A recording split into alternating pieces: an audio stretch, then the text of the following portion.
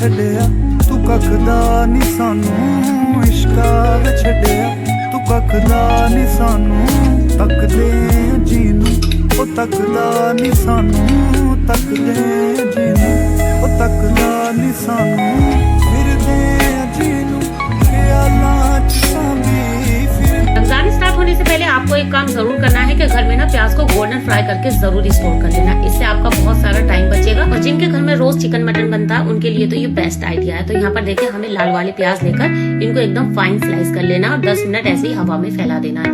इधर हमने refined oil को बहुत अच्छे से हाई हीट पर गर्म कर लिया है। उसके बाद इसमें सारे प्याज डाल देंगे, साथ में थोड़ा नमक भी ऐड करेंगे जिससे प्याज के ऊपर ना बहुत अच्छा सा कलर आता है।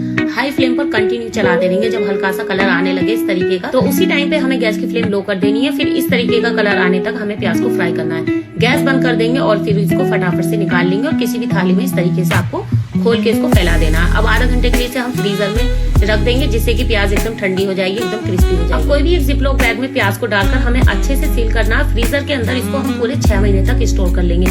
एकदम क्रिस्पी रहेगी और फ्रेश भी रहेगी।